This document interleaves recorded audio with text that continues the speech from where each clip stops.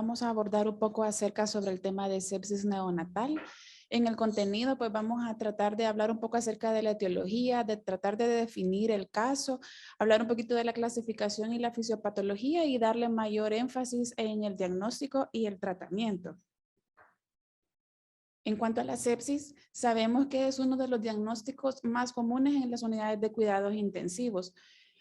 Eso presenta la dificultad que tenemos porque hay muchos signos de sepsis que son inespecíficos y hay múltiples síndromes de origen no infeccioso que pueden tener una similitud a los de la sepsis neonatal.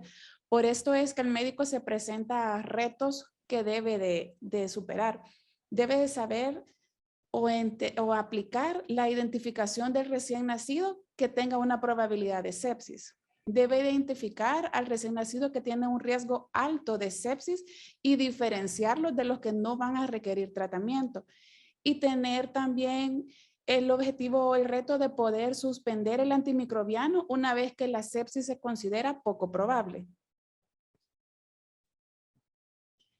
En cuanto a las causas de mortalidad neonatal a nivel mundial, sabemos que las infecciones representan un 36%, siendo un 26% de muertes por sepsis o neumonías.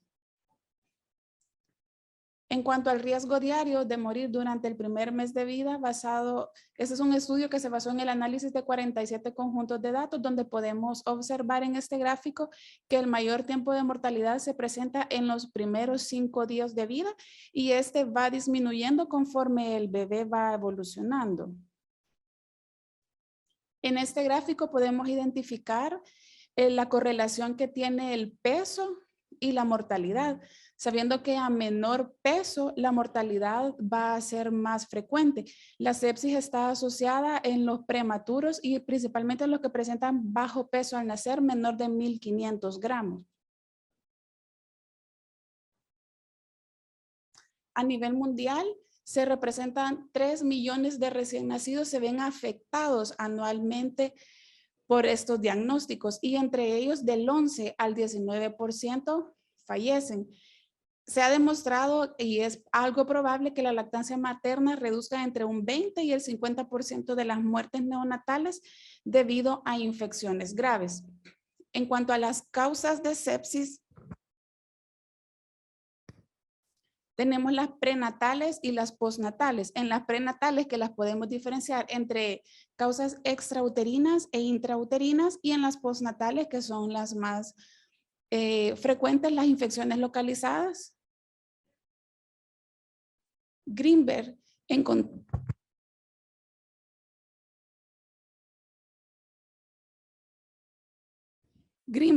encontró en un estudio con 264 recién nacidos con sepsis y meningitis, el 57% de ellos fueron prematuros, menores de 37 semanas de gestación. Un 28% fue por cesárea o por un parto instrumentado, que es un factor de riesgo que también presenta para presentar sepsis. Y el 19% presentó Apgar bajo con necesidad de reanimación neonatal. El 2% nada más presentó una ruptura de membrana mayor de 24 horas. Entre los factores de riesgo para una sepsis neonatal, hay 3 factores implicados muy importantes. El embarazo, están los factores durante el embarazo, los factores maternos y la variabilidad de estos. En cuanto a la sepsis temprana, los factores de riesgo más relacionados en el embarazo es la corioamionitis, la ruptura de membrana mayor de 18 horas, infección por estreptococo del grupo B, infección de otro bebé, un embarazo múltiple, la prematuridad y el bajo peso. Y en las tardías, una restricción en el crecimiento.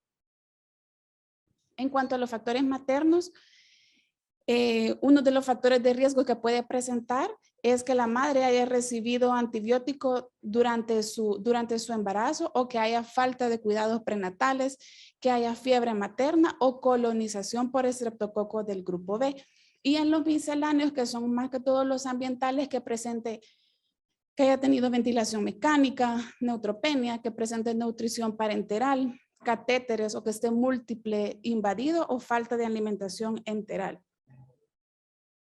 Entre los factores de riesgo que implican una infección por riesgo obstétrico, tenemos la existencia de gérmenes que se transmiten a través del canal de parto, sabiendo que el parto prematuro aumenta el doble el riesgo, la ruptura de membrana prolongada, mayor de 18 horas, la fiebre materna mayor de 38 grados Celsius lo aumenta al quíntuple, la edad materna menor de 20 años lo aumenta el doble y es más frecuente en la raza negra o hispana.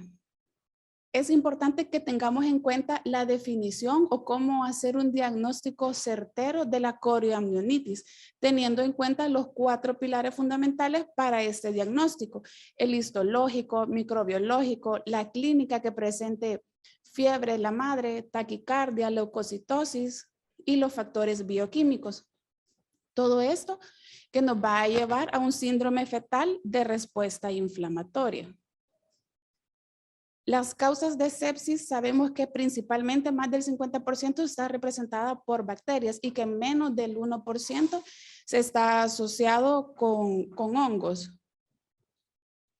En cuanto a la aparición de la sepsis temprana en Estados Unidos, ellos presentan un 46% por estreptococo del grupo B, un 26% por otros estreptococos como el estreptococo pneumonia, el estreptococo bovis y solamente un 20% por E. coli, a diferencia de en América Latina que la mayor causas de sepsis están representadas por gram negativos como E. coli, Staphylococcus aureus o Klebsiella.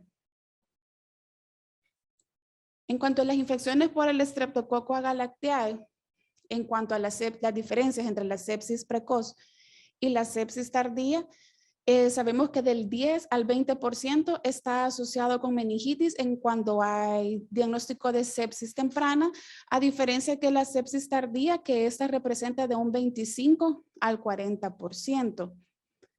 El 90% de los pacientes con sepsis precoz debuta en menos de las 24 horas y el 25 al 40% tiene sepsis con una clínica inespecífica y el 25% se representa como neumonía o un distrés respiratorio. En la sepsis tardía pueden haber otros focos aparte de la meningitis. Puede estar presente la artritis séptica en torno a las 3 semanas de vida y de forma aguda, y la osteomielitis, que esa se sabe que es insidiosa, se presenta al mes de edad y es principalmente en húmero, fémur o tibia. Por eso es importante que tomemos en cuenta la definición de sepsis neonatal, sabiendo que esta es una disfunción orgánica que puede provocar la muerte causada por una respuesta anómala del huésped a la infección y que ésta se inicia o se presenta como un síndrome clínico característico por infección sistémica y se confirma con el aislamiento del microorganismo y está presente en los primeros 28 días de vida. En base a esto podemos clasificar a la sepsis de acuerdo al inicio.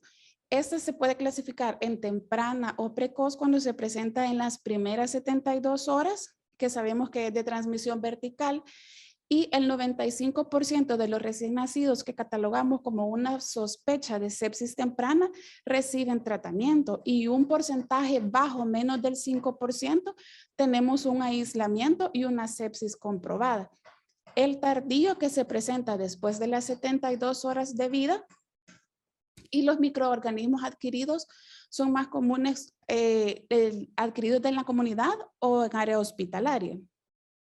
También la podemos clasificar por el mecanismo de transmisión, ya sea vertical por el paso del bebé en el canal de parto o nosocomial por algún microorganismo en alguna de las áreas neonatales que estuvo ingresado.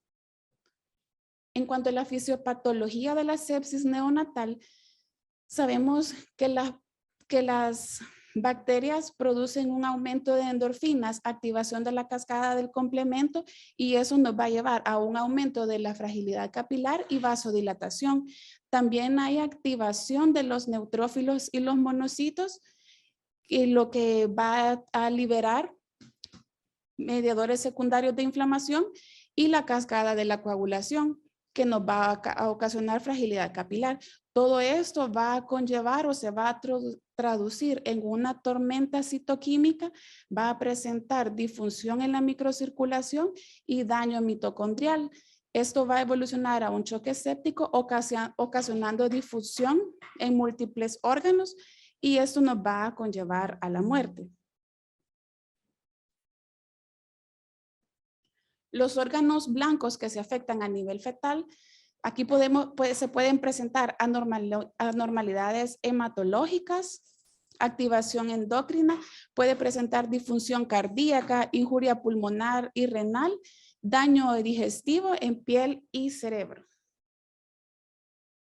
En cuanto al cuadro clínico, a manera breve, con un examen por sistemas, en general sabemos que estos neonatos van a presentar una inestabilidad hemodinámica y rechazo a la alimentación.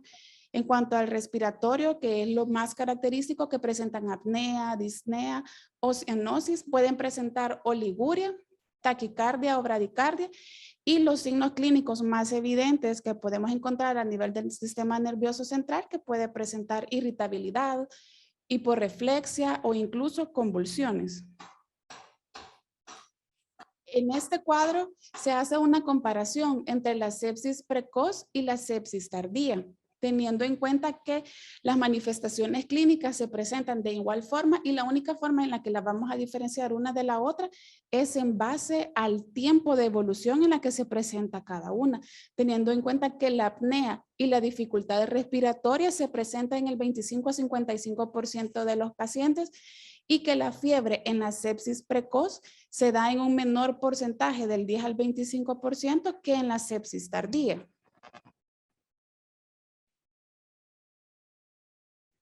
En cuanto al diagnóstico, las pruebas de laboratorio, sabemos que el hemograma tiene una limitada sensibilidad y especificidad. Esto se debe a la inmadurez inmunológica fisiológica que presenta el recién nacido. Aquí vamos a evaluar 5 parámetros: los leucocitos, plaquetas, neutrófilos y los linfocitos. Y el índice de inmaduros totales, que es el que nos va a ayudar como un mejor predictor de sepsis que otras pruebas de reactantes de fase aguda, como vamos a ver un poquito más adelante. El índice infeccioso de Oski, que lo vamos a obtener a través de los neutrófilos inmaduros y los neutrófilos totales.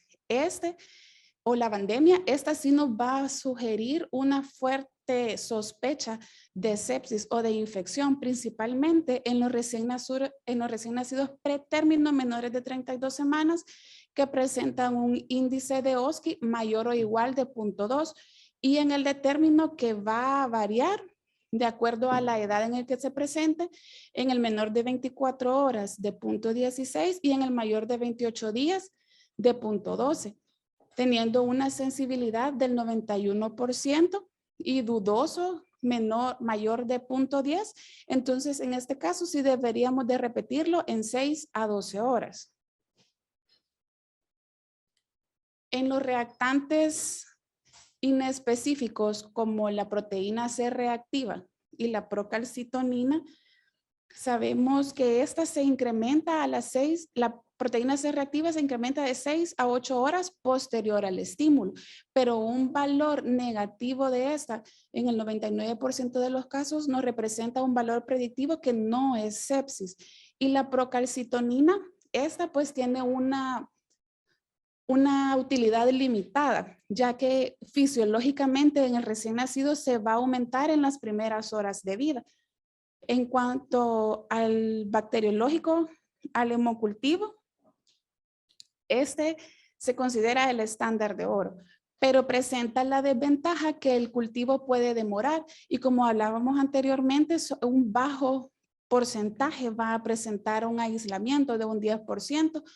Se recomienda que se haga la toma de 2 hemocultivos en las 24 horas con un poco de tiempo de diferencia entre ellos y que sean de diferente punción. La cantidad mínima debe ser de por lo menos de 1 ml. Antes se recomendaba de 0.5, pero se ha demostrado que 0.5 no es confiable para detectar los niveles bajos de bacteremia. Entonces, esto nos traduce que a una mayor muestra de volumen hay una mayor sensibilidad del cultivo. Por cada ml adicional que se mande de sangre para el hemocultivo, tenemos un aumento del 2 al 5% que ese se nos vaya a presentar un aislamiento. La procalcitonina, esta, como veíamos en la diapositiva anterior, se eleva en las primeras horas de vida del recién nacido y tiene el pico de elevación máximo de 2 a 6 horas posterior al estímulo y tiene una vida media de más o menos 35 horas. Se eleva a las 6 horas, permanece con una meseta para luego ir disminuyendo alrededor de las 48 horas, a diferencia de la proteína C reactiva, que esta se va a empezar a elevar, como lo vemos en el gráfico en la línea roja, alrededor de las 6 o 12 horas de vida, luego asciende hasta las 48 horas donde hace su pico máximo para luego ir descendiendo.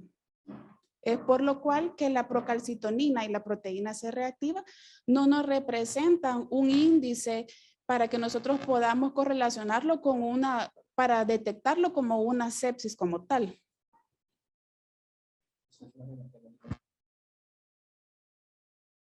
También es importante tomar en cuenta que actualmente ya no tomamos la velocidad de eritrosedimentación como un parámetro fiable para catalogarlo como una infección. La proteína C reactiva, lo que mencionábamos, se eleva en las 24 horas y esa se puede elevar como respuesta al distrés fetal, a la asfixia o por la aparición y hemorragia ventricular. Y la procalcitonina que se eleva en los niños fisiológicamente al nacer, incluso o aún más cuando son hijos de madres diabéticas. Hay varios factores que van a afectarnos la elevación de procalcitonina y proteína C reactiva. El uso de antibióticos intraparto, la ruptura de membrana la aumenta un 0.4%, el parto vaginal un 28% y que haya recibido esteroides antenatales 40%. La interpretación de la procalcitonina, pues en el paciente de término y en el pretérmino, sabemos que esta la podríamos utilizar mucho más o sería confiable cuando la usamos cuando es un diagnóstico o una sospecha de sepsis neonatal tardía, no temprana, ya que esa presenta un pico máximo posterior al contacto a las 24 horas. En el recién nacido de término, como 10 a 20 nanogramos por ml y en el pretérmino de 50 a 60 nanogramos por ml. Mencionábamos ya antes lo del hemocultivo, que es el estándar de oro, ya que tiene una especificidad del 96 al 100%. Necesitamos por lo menos 1 ml para poder enviarlo y obtenemos la sensibilidad del 86%. En cuanto al urocultivo, se prefiere que en los menores de 2 años se realice por sonda vesical, ya que la bolsa colectora está asociada con una mayor incidencia de contaminación y un falso positivo. Y la punción lumbar solamente se va a realizar cuando tengamos una alta sospecha de sepsis o meningitis y va a estar condicionada al estado clínico del paciente. En cuanto a la punción lumbar, en la sepsis neonatal temprana, solamente el 15% puede coexistir con meningitis. Es poco común que se esté presente o que se tome en los pacientes asintomáticos y se puede omitir de acuerdo al estado hemodinámico del paciente, aunque ante la sospecha de una meningitis, pues es indicación de realizarla. Y el 30% se ha valorado que son traumáticas o que son inadecuadas. Los recién nacidos sintomáticos, esto es en cuanto al manejo para saber si vamos a ingresar o no un paciente. Sabemos que tenemos que ingresar a un neonato en su servicio cuando de acuerdo a la evaluación diagnóstica y clínica y de laboratorio. Se va a ingresar a los pacientes con hemograma, se les va a indicar el hemograma con un recuento diferencial de la fórmula leucocitaria, con valores de proteína C reactiva, hemocultivo, radiografía de tórax si es que él presenta distrés respiratorio y la punción lumbar si el paciente está estable y si amerita o si se cataloga como una sospecha de infección en el sistema nervioso central. La terapia recomendada al inicio de forma empírica, debemos iniciar con ampicilina y un aminoglicósido, ya sea gentamicina o amicacina, con una evaluación a las 48 horas según el reporte de los cultivos y la PCR. En el caso de la duración, si es una sepsis por gram positivos como estafilococos o streptococos, pues le vamos a dar una duración de 10 días.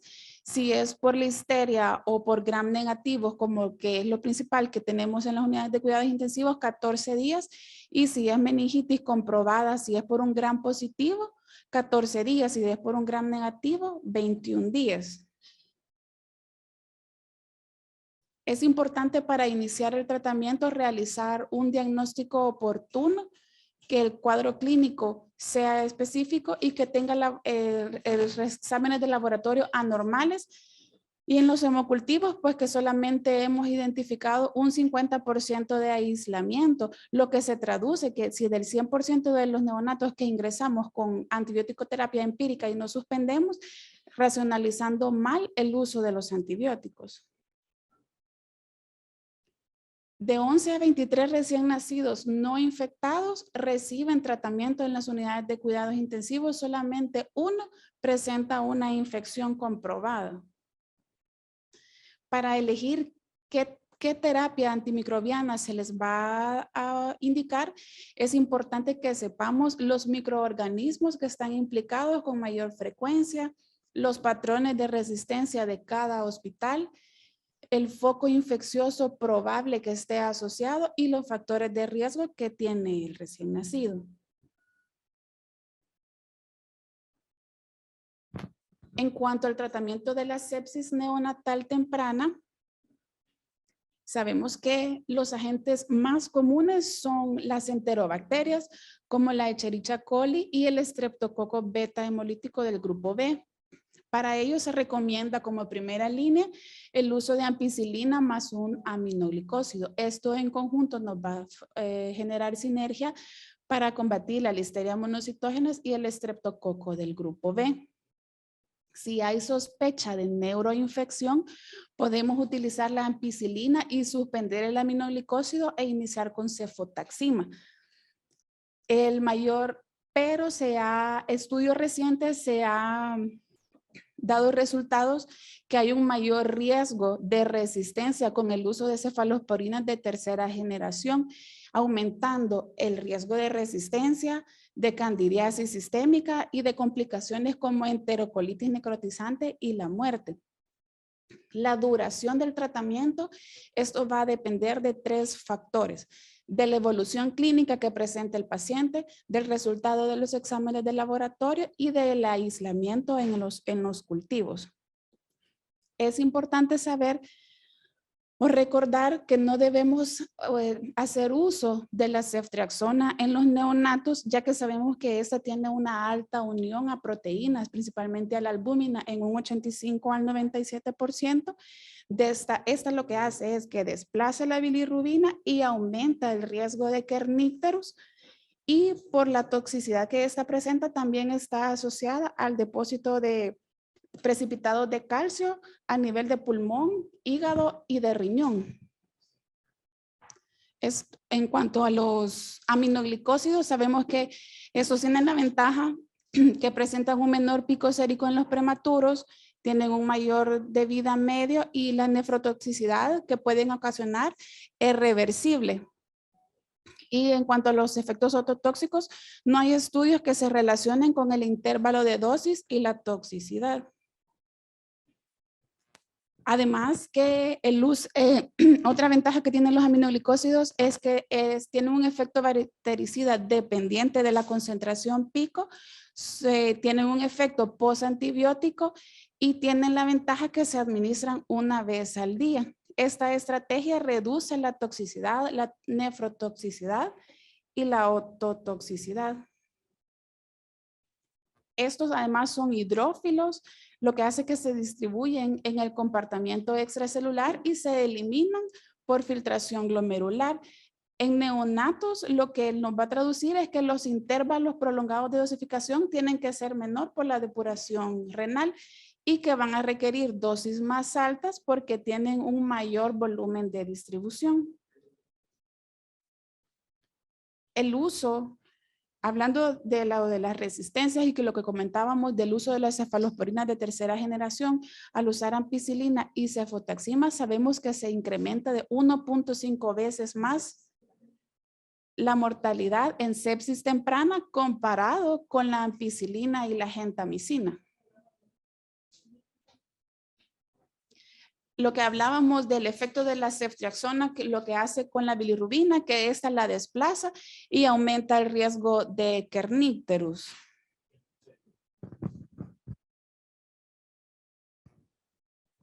En cuanto a los días o a la duración del tratamiento en la sepsis neonatal temprana, podemos tener varios cuadros que se nos puedan presentar. Por ejemplo, un recién nacido con coriamnionitis y que tiene una ruptura de membrana mayor de 18 horas, pero el paciente está asintomático, tiene proteína C reactiva y la biometría hemática sin alteraciones y el cultivo está negativo, debemos darle una duración máxima de 48 horas. Hay estudios que sugieren que prolongar este antibiótico hasta por 5 días aumenta la incidencia de 4% de que ellos vayan a presentar sepsis neonatal tardía o complicaciones como enterocolitis. En un recién nacido asintomático que presenta proteína C reactiva y el hemograma alterados, pero tiene un cultivo negativo, podemos extenderlo hasta 7 días y si el cultivo está positivo, según el aislamiento, hasta 10 días. En el recién nacido con meningitis por estreptococo del grupo B, pues hay que evaluar los parámetros de la punción lumbar y tomarle un control a las 48 horas y determinar en base a este la duración del tratamiento. En los recién nacidos con meningitis por gram negativos, esto se va a prolongar el antibiótico hasta por 14 o 21 días después de los cultivos negativos y si presenta una infección focal como endocarditis o cerebritis, se le puede dar hasta 4 semanas con un seguimiento por infectólogo. La bacteremia, sabemos que 10 días, si es por estreptococo del grupo B o meningitis no complicada hasta 14 días, si es una infección complicada 28 días y ante la sospecha de meningitis, que sí, aquí sí ya vamos a usar la cefotaxima, ya que tiene mayor asociación de resistencia contra gram negativos. En la sepsis neonatal tardía, los antibióticos de primera línea o el esquema que vamos a utilizar de primera línea es una penicilina estafilocócica más un aminoglicósido y ante la sospecha de neuroinfección, pues vamos a hacer el cambio por una cefalosporina de tercera generación. Y de segunda línea utilizamos vancomicina más un aminoglicósido, ya sea amicacina o gentamicina. Condicionando la vancomicina a un recién nacido que se presenta con inestabilidad hemodinámica, que está ingresado en una unidad de cuidados intensivos donde la prevalencia de Staphylococcus aureus metilino resistente es alta o coagulasa negativa. Y está también sujeta al resultado del hemocultivo, que si a las 48 horas pues este cultivo no sale negativo, debemos suspender la vancomicina. En infección por cándida utilizamos la anfotericina B y si es ya específica por cándida albicans, pues ya podemos usar el fluconazol. Hay evidencia de estrategias que se han utilizado para prevenir la sepsis neonatal, como la lactoferrina, la inmunoglobulina intravenosa, el uso de anticuerpos monoclonales, los probióticos, que algunos de estos son los que han demostrado que tienen eficacia para sepsis neonatal, la glutamina, el fluconazol y es importante también, aunque tiene evidencia, con evidencia probada, la profilaxis para estreptococo del grupo B. Una vez iniciado el tratamiento con antimicrobiano, el antibiótico debe suspenderse si los cultivos están estériles, es decir, si no se ha tenido un aislamiento a las 48 horas y el paciente ha mejorado.